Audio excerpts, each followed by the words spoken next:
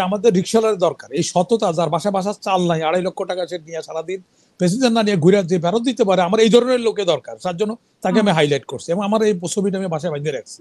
অনেকের ছবি আমার সাথে আছে, আমি কিন্তু এটা ইয়ে করি না, কিন্তু তারা গুরুত্ব সহকারে দিচ্ছে। তাহলে ওই যে রিক্সাওয়ালা, একটা বাস কন্ডাক্টর, একজন পিয়ন, একজন ডেলি কামলা, এর হলো আমাদের সমন্বয়কদের বাপদের পরিচয়। এটা আমি খারাপ বলছি না। তাহলে এখন তাদের বাসায় 2 কোটি টাকা পাওয়া যাচ্ছে, 3 কোটি টাকা পাওয়া যাচ্ছে। প্রথমে যদি বিসমিল্লাহ গলদ হয়, এই গভর্নমেন্টের আমলে ইলেকশন করলেও গ্রহণযোগ্যতা পাবে না, কারণ অলরেডি ওনারা নিরপেক্ষতা হারাইছে। সেটা কি নিরপেক্ষতা হারাইছে? তারা একটা পার্টিকে প্যাট্রোনাইজ করে মিটিং এর ব্যবস্থা করছে, এখনো পুলিশ পাহারা দিয়ে ওই পার্টিকে ইয়ে করা হচ্ছে। রাজনীতি করবেন আমরা জনগণের কাছে, যদি আমরা রাস্তার ফুটপাতে হাঁটতে না পারেন নিরাপত্তা, এই রাজনীতি আপনি করবেন কেন? এই রাজনীতি করার দরকার নাই। এরা যে পার্টিগুলি করছে এইগুলি সম্পূর্ণ ছাত্র শিবিরের লোক, এরা যে ম্যাক্সিমাম ছাত্র শিবিরের লোক। ক্যাবিনেটে যারা আছে এরা অনেকগুলি, আমি তো এদের চিনি, তো অনেকে আমাদের বন্ধু বান্ধব আছে, এদের ম্যাক্সিমাম হলো ছাত্র শিবিরের লোক। তো উনি তো নিরপেক্ষ অবস্থান নেবে, উনি ছাত্র শিবির, আওয়ামী লীগ, বিএনপির লোক নিবে কেন? উনি অ্যাটর্নি জেনারেল এসে বিএনপির, কেন নিবে বিএনপির অ্যাটর্নি জেনারেল? আমার দৃষ্টিকোণ হলো যে এইখানে ঐক্যমত্য হবে না, যে এখন অনৈক্য নিয়ে ঐক্যমতের রিপোর্ট সাবমিট, এই মাত্র নিউজ যাচ্ছে করলো, অনৈক্য নিয়ে ঐক্যমতের রিপোর্ট সাবমিট করলো। তাহলে 1 বছর তো আমাদের গন। আমরা যদি একটা 1 আওয়ার খেলার মধ্যে যদি দেখা যাচ্ছে যে ওরা কোনো গোল করতে না পারে, তখন এক্সট্রা অন্য প্লেয়ার নিয়ে আসা হয়, এটা খেলার সিস্টেম। তো আমরা ওনাকে 1 বছরের মধ্যে যখন কোনো কিছু পারফরমেন্স করতে পারে নাই, তাহলে সময় করা মানে এটা সময় নষ্ট করাই আমি মনে করব। যে আমার একটা লোক যদি কোনো প্লেয়ার আমি হায়ার করি, সেই হায়ার প্লেয়ার যদি হ্যান্ডবল করে 9টা গোল খায়, তাহলে আমি পরবর্তী খেলার মধ্যে ওদের ওই প্লেয়ার আনবো না। এটা তো বাস্তবতা। 2 নম্বর হলো যে এনসিপিরা বিসমিল্লাহ গলদ হয়ে গেছে, তারা যে ছাদাবাজি করছে জনগণ, এইগুলি তাদের উদ্যত আচরণ, এগুলি জনগণ ভালোভাবে নেয় নাই। সুতরাং এনসিপি কিছু একটা করতে পারবে না, কারণ এনসিপির যে এই যে সর্বশেষ যে ছেলেটা ধরা পড়ছে, ওর বাপ রিক্সা চালাইতো, কিন্তু তার বাসায় 3 কোটি টাকা পাওয়া যায়। রিক্সা চালানো কোনো খারাপ কিছু না। যেমন আমরা একবার একটা রিক্সার চালককে, রূপচাঁদ সম্ভবত তার নাম, আমি ছবিটা দেখাই, এই ছবিটা আমি বাসায় রাখছি, যে এইখানে একটা লোক তার মেয়েকে অপারেশনের জন্য টাকা রিক্সা নিয়ে গেছে। এখানে আমাদের স্টাফ সেক্রেটারি আছে, এখানে আইজি সাহেব আছে, আমি আছি এখানে। ওই লোকটারে আমি 50,000 টাকা ব্যক্তিগত ফান্ড থেকে দেওয়া হয়েছে, ওরা চাকরিও দিচ্ছি আমি। এবং আমাকে অনেক প্রশ্ন করছে, রিক্সাওয়ালারে কেন আপনি এইসব লোকজনের সাথে আইনা স্যানেলাইতে অনুষ্ঠান করলাম? আমি বললাম যে ওই যে লোকটা অপারেশন করার জন্য 2.5 লক্ষ টাকা প্যাসেঞ্জার রিক্সার মধ্যে রেখে চলে গেছে, ওইটা হচ্ছে দাঁড় কর্য করে আনছে তার মেয়ের অপারেশনের জন্য। রিক্সাওয়ালা করছে কি, তার বাসায় বাজার নাই, রিক্সাওয়ালা সারাদিন ঘুরছে, না ঘুরে কাউকে মালিকের না সন্ধান করতে পারে, রমনা থানা জমা দিছে। তো আমার কাছে যখন আসলো, তখন আমি ওরে নিয়ে স্যানেলাইতে একটা অনুষ্ঠান করলাম, আইজিরে রাখলাম, বর্তমান সংস্থাপন সচিব আসছিলেন ওখানে, তখন আমি ওর একটা 50,000 টাকা আমার ব্যক্তিগত ফান্ড থেকে দিলাম, আর ওর একটা চাকরি দিলাম। তো আমি তখন বললাম যে আমাদের রিক্সাওয়ালার দরকার, এই সততা, যার বাসা চাল নাই, 2.5 লক্ষ টাকা সে নিয়ে সারাদিন প্রেসিডেন্ট না নিয়ে ঘুরে যে ফেরত দিতে পারে, আমার এই ধরনের লোকের দরকার। তার জন্য তাকে আমি হাইলাইট করছি এবং আমার এই ছবিটা আমি বাসায় বাঁধিয়ে রাখছি। অনেকের ছবি আমার সাথে আছে, আমি কিন্তু এটা ইয়ে করি না, কিন্তু তারা গুরুত্ব সহকারে দিচ্ছে। তাহলে ওই যে রিক্সাওয়ালা, একটা বাস কন্ডাক্টর, একজন পিয়ন, একজন ডেলি কামলা, এর হলো আমাদের সমন্বয়কদের বাপদের পরিচয়। এটা আমি খারাপ বলছি না। তাহলে এখন তাদের বাসায় 2 কোটি টাকা পাওয়া যাচ্ছে, 3 কোটি টাকা পাওয়া যাচ্ছে। প্রথমে যদি বিসমিল্লাহ গলদ হয়, তাহলে এইটা মানুষের একটা প্রথম দিনের শো হয়।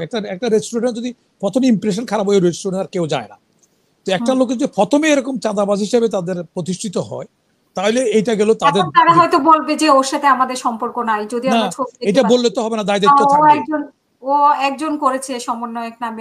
না, আমাদের যেমন আমরা আওয়ামী লীগের আমলে দেখছি, যখন স্বরাষ্ট্রমন্ত্রী বা অর্থমন্ত্রী, পররাষ্ট্রমন্ত্রী কোনো বলতে বলে তার ব্যক্তিগত মতামত, এটা বললে তো হবে না, কারণ আপনি তার মধ্যে দায়িত্বের মধ্যে রাখছেন আপনি, এটা বললে হবে না, কারণ দায় দায়িত্ব তাদের আইনের আওতা আনা হবে। এবং ওদের বাড়ি চেক করলে, এখন সমন্বয়কদের বাড়ি সবগুলো চেক করে ওদের লাইফস্টাইল দেখলে আগে কি ছিল, তারা মেসেজ বিল দিতে পারেনি। আমরা তো জানি ছোট্ট একটা দেশ, সবাই তো আমরা চিনি। আমি তো বললাম যে যার বাড়িতে খাওয়া হচ্ছে ওর বাপ রিক্সা চালায়, তো আমি রিক্সাওয়ালারা কিন্তু আমি মর্যাদা দিচ্ছি, কিন্তু রিক্সাওয়ালা হিসেবে আমি, রিক্সা কোনো খারাপ জিনিস না, শ্রমের মূল্য আমরা দিই, শ্রমকে আমরা সম্মান করি।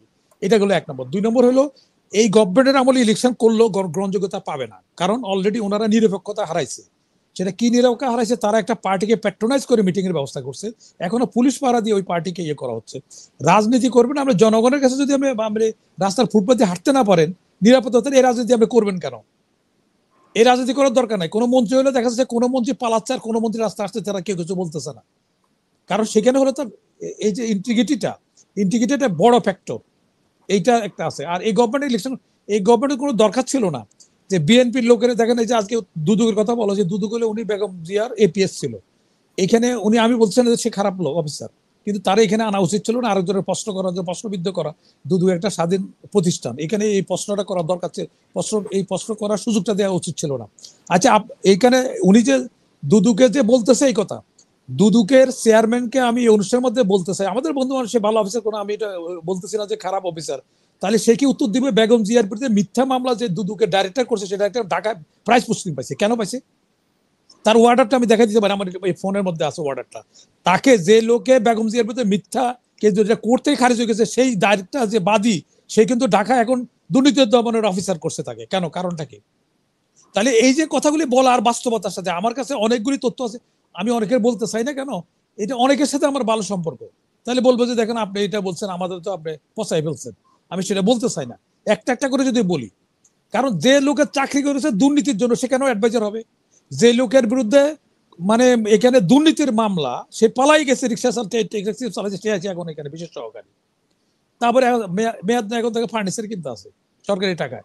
তাহলে এইগুলি তো এখন, এইটা তো জবাব তো ইউনুস সাহেব দিবে। ইউনুস সাহেবের আমি শ্রদ্ধার সহিত বলতেছি যে আমরা এই কথাগুলি বলতেছি কেন, যে উনি যেন শ্রদ্ধায়, তারপরে এত কথা এলজিআরডি মিনিস্টারের ব্যাপারে কথা উঠলে এত কিছু রিসাব হলেন না, তার মানে কি উনি ওটা প্রশ্রয় দিচ্ছেন? সুতরাং ইউনুস গভর্নমেন্ট সাহেব তো ইলেকশন করতে পারবে না, যে পরিস্থিতি আছে, আমি দায়িত্ব নিয়ে বলতেছি উনি করতে পারবে, কারণ আমার একটা লোকের সিমটমে বোঝা যায়, মৃত্যুর আগে একটা সিমটম দেখা যায়, হ্যাঁ, তারপরে আপনার ডায়াবেটিসের একটা সিমটম দেখা যায়, সেটা তো এইখানে এই গভর্নমেন্টের যে সিমটম দেখা যাচ্ছে, এতে বলছে গভর্নমেন্ট ইলেকশন করতে পারবে না, কারণ যারা দিনের ভোট রাখতে করছে, একটা অফিসারকে কোনো জবাবদিহির আওতা আনা হয়নি। 3টা অফিসার ভালো করছে, দিনে কমিশনও করছে অত্যন্ত ভালো, কিন্তু এরা তো সব ভোটের বাক্স রক্ষা করবে না। 65,000 গ্রামে প্রতিটা জায়গায় ভোটের বাক্স আছে, এরা করবে কি? এই যে এখন যারা যে পতাকাগুলি আনুপাতিকের ভোটের কথা যেটা বলা হচ্ছে, এটা কারা বলছে? যারা সরকার গঠন করতে পারে ওরা নিজেরাও জানে, তারা কয়টা সিট পাবে এটা জানে। তো এখনো ভাগের দয়া কলা পাড়ায় দিবে। এরা দেখছে যে বিএনপি তো ক্ষমতা আসতে পারে, এখন তারা আসতে পারবে না, তাহলে ওরা এইসব নানান ধরনের সুতা নাতা অজুহাত সৃষ্টি করে তারা এই করছে। আনুপাতিকারে কেন? যদি সবকিছু নিয়া যা ভোট পাবে, ভোটের সাথে যদি একটা সিট পাওয়া যায়, যদি একটা মন্ত্রী হওয়া যায়, এই জন্য তারা এইসব নতুন, আমার আগে যেটা সিস্টেম দীর্ঘদিন থেকে আমাদের যে সিস্টেম চালিয়েছে, ওর বাইরে কেন যাবে? এটাই আমরা ঐক্যমতে বুঝতে পারছি না। 2 নম্বর হলো জামাত যেটা বলছে যে তারা কোর্টে যাবে, যাইতে পারে, সবারই স্বাধীনতা আছে, কোর্টে যেতে। কিন্তু জামাতকে আমি জিজ্ঞাসা করতে চাই, যারা যে ঐক্যমত, সেটা কোন আইনে বলা হয়েছে, সেদিকে আইনের ভিত্তি আছে কিনা, এটা সাংবিধানিক কোনো ভিত্তি আছে কিনা? এদেরকে রাষ্ট্রের টাকা দেওয়া হচ্ছে, রাষ্ট্রের টাকা কিন্তু গ্রামীণ ব্যাংকের টাকা না, এটা তার ব্যক্তিগত কোনো কোম্পানির টাকা না, এটা জনগণের ট্যাক্সের টাকা। তাহলে এই টাকাগুলি যে ওদের, এই যে এদের বিরুদ্ধে আমি এই অনুষ্ঠানের মধ্যে বলতে চাই যে এই পর্যন্ত ঐক্যমত কমিশন যারা করছে, তাদের বেতন ভাতা গাড়িতে কত টাকা ব্যয় হচ্ছে, এটা আমি জানতে চাই। জনগণের ট্যাক্স, এটা কিন্তু কিন্তু ফ্রি সার্ভিস দিচ্ছে না, যে আমি এতদিন পর্যন্ত সরকারের টাকা খাইছি, বিভিন্ন পজিশনে খাইছি, এখন শেষ মোমেন্টে মানুষ আসে না, মানুষের মনের একটা পরিবর্তন আসে, বয়স যখন বেশি হয়ে যায়, তখন সে হজ করে, দুনিয়া দান খরচ করে, আগে যা অনেক আকাম করছে, কিন্তু শেষে এসে মানুষের একটা বোধ হয় যে না, আমার এখন চেষ্টা করছে, তারা চেষ্টা করতে অথরিটি কার? জনগণকে কি অথরিটি দিচ্ছে তাদেরকে? তাদের যে চেষ্টা করতে কে বলছে তাদেরকে? চেষ্টা করতে কে বলছে তাদেরকে? তাদের তো জনগণের কোনো ভিত্তি নাই, তো এরা তো রেফারেন্ডামের মধ্যে আসে নাই, যেখানে না না জনগণ করে না, এটা মুসলিমীয় লোকে করা হয়েছে, এটা মুসলিমীয় কয়েকজন লোকে করা হয়েছে, না না না না, এটা মুসলিমীয় কয়েকজন লোকে আনছে, যারা যাচ্ছে, এটা ইউনুস সাহেব নিজে বলছে, আমার তো কারো চিনি না, তো উনিও যারা চিনছে তারা নিছে। এটার ভিত্তিটা কি, কোয়ালিফিকেশন কি? একটা অ্যাডভাইজার নিতে গেলে না যে তাদের গণসমর্থন নাই, না গণসমর্থন নাই, গণসমর্থন হলে রেফারেন্ডাম দিয়ে তার রেজাল্ট দেখাক, গণসমর্থন থাকলে রেফারেন্ডাম দেখাক, এটা আন্দাজে খালি হুইঞ্জে গেলে, স্বপ্নে দেখলে তো হবে না। ভিত্তিটা কি, ব্যারোমিটারটা কি, কত লোকের সমর্থন ছিল ওনাদের? তো এখন ওটা হচ্ছে কি, আমাদের তো একটা আস্থার জায়গা, ভরসার জায়গা, তার মানে সবারই সমর্থন ছিল না না, সবার সমর্থন, প্রতিবাদ কোথায় করবে? প্রতিবাদ কোথায় করবে? প্রতিবাদের সুযোগও ছিল না, প্রতিবাদ করার সুযোগও ছিল না, প্রতিবাদ করবে কোথায়? এখন আমরা বলতেছি তো প্রতিবাদ হচ্ছে না, এটা আমরা বলছি যে একটা লিমিটেড টাইমের মধ্যে ওনারা এক্সট্রা মানে অনেক টাইম নিয়ে যাচ্ছে। ওনাদের হলো কি, এই যে পার্টিগুলি করতেছে, এই পার্টিগুলি অ্যাকচুয়ালি এটা কিন্তু ওই যে জামাতেরই লোকেরা, এরাকে ভাঙ্গিয়া ফ্যাকশন করা হচ্ছে, এদের দিয়ে একটা জোট সরকার করা। ওনাদের অপশন 2টা রাখছে তারা, একটা হচ্ছে ইলেকশন করবে না, যদি বাধ্য হয় তাহলে এদের করবে, এদের দিয়ে একটা কোয়ালিশন গভর্নমেন্ট করে ওনারা থাকবে, এইটা ছিল তাদের মনোবাসনা। কিন্তু সেই জন্য এত এদের দিয়া, যেমন আমার যদি লোক থাকে সিনিয়র সাহেবের দিয়ে একটা প্রস্তাব উঠাবো, একটা বলবো আপনি এই কথাটা বলে, হ্যাঁ আমি দরকার ওখানে লোকের সামনে আমরা বকা দিব, আপনি কিন্তু ওই কথা একটু শুনে শেষ করবেন প্লিজ। হ্যাঁ, তো ঘটনা হয়েছে যে আইনগত ব্যারোমিটার দেখাতে হবে, কত মিটার কতজনের সমর্থন ছিল, সেটা বলতে হবে তাকে, সেটা নাই এখন। তাহলে তো আমাদের ভরসার জায়গা তো থাকতে হবে। ভরসা জায়গার জন্য আমরা ওনাকে ভরসা করছি। এখন উনি জাতির পিতার ওইরকম মর্যাদার সম্মান পাইতো যদি উনি পারফরমেন্স করতে পারতো। যেহেতু উনি পারফরমেন্স করতেছে না, জাতির থেকে একটা সেকেন্ড, একটা ঘন্টা, একটা সেকেন্ড কিন্তু এখানে আমরা নষ্ট করতে চাই না। যেহেতু উনি পাচ্ছেন না, তো অটোমেটিকলি অন্যগুলি আসতে বাধ্য। এই যে আজকে যে এই অথর্ব গভর্নমেন্ট আসছে কেন? যদি হাসিনা ঠিক মতো পারফর্ম করতো, পলিটিশিয়ান যদি ঠিক মতো পারফর্ম করতো, এই গভর্নমেন্ট আসতো না তো। তাহলে এই গভর্নমেন্টের জন্য যারা আসে তাদের চেয়ে যারা সৃষ্টি করে দিচ্ছে, পরিবেশ সৃষ্টি করেছে, তারা দায়ী। এখন এই গভর্নমেন্ট যদি বলে যে ১-১১ করতে পারে, তাহলে এই জন্য ইউনিস গভর্নমেন্ট দায়ী হবে। তারা তাদের এরকম অক্ষমতা, অপদার্থতা এবং তাদের কি বলবো আমি, এটা ইনএফিসিয়েন্সি, এটার জন্য ক্ষেত্র তৈরি করে দেওয়া হচ্ছে ১-১১ হওয়ার। আবার তো সেটার জন্য তাহলে ১-১ দোষ না, সেটার জন্য অন্য কোনো কারো দোষ না, দোষ হলো গভর্নমেন্টের দোষ। গভর্নমেন্ট সঠিকভাবে পারফরমেন্স করতে পারছে না। অনেক ধন্যবাদ। আমি সিনাইমে সাইদ, আপনি অবশ্যই বলবেন, উনি যে বিষয়ে বলছে যে সরকারের ম্যান্ডেট নিয়ে উনি অবশ্যই প্রত্যেকটা টকশোতেই কথা বলে। তো আপনার কাছে শুনতে চাইবো, এবং পাশাপাশি যেটা শুনতে চাইবো যে আপনি বলছেন যে এনসিপি কে হালকা করে দেখার কোনো সুযোগ নেই, কিন্তু এখানে আমরা জানি যে আওয়ামী লীগ প্রস্তুতি নিচ্ছে এই মাসে কিছু একটা ঘটাবে। এখানে আমি একটা কথা বলি, এখানে একটা কথা বলি যে এটা যে এনসিপির যে ভিত্তি নাই, এনসিপির যে ইয়ে হয়ে যাচ্ছে, মাঠে মারা যাচ্ছে, তার প্রমাণ হলো তারা এখন পুলিশ আর্মির সাপোর্ট ছাড়া কোনো মিটিং করতে পারছে না। এটাই তো প্রমাণিত হয়। জীবনের হুমকি, আজকেও আর্মি সেনাবাহিনীর সমাবেশে বা ওদের একটা আলোচনায় বলেছে যে তাদের জীবনের হুমকি ছিল, তারা তাদেরকে যাদের জীবনের হুমকি ছিল জীবন রক্ষা করেছে। সেখানে বড় বড় না তো বিএনপি তো আরো অনেক বড় দল, তাদের হুমকি নাই, তারা তো মাঠে চালিয়ে এরকম অবস্থা হচ্ছে না, তাদের পুলিশের হেল্প নিতে হচ্ছে না, জামাতের তো পুলিশের হেল্প নিতে হচ্ছে না। আর এরা যে পার্টিগুলি করছে এইগুলি সম্পূর্ণ ছাত্র শিবিরের লোক, এরা যে ম্যাক্সিমাম ছাত্র শিবিরের লোক। ক্যাবিনেটে যারা আছে এরা অনেকগুলি, আমি তো এদের চিনি, তো অনেকে আমাদের বন্ধু বান্ধব আছে, এদের ম্যাক্সিমাম হলো ছাত্র শিবিরের লোক। তো উনি তো নিরপেক্ষ অবস্থান নেবে, উনি ছাত্র শিবির, আওয়ামী লীগ, বিএনপির লোক নিবে কেন? উনি অ্যাটর্নি জেনারেল এসে বিএনপির কেন নিবে? বিএনপির অ্যাটর্নি জেনারেল। আমি বিএনপির বিরুদ্ধে না, বলছি যে আপনি তো নিরপেক্ষতা রাখবেন। যারা কোনো পার্টির সদস্য, সেই হচ্ছে আইন ওখানে গেছে, দেখেন আইনে। এখন আমরা বলাতে তারপরে এখন ২-১টা কেস শুনতেছে।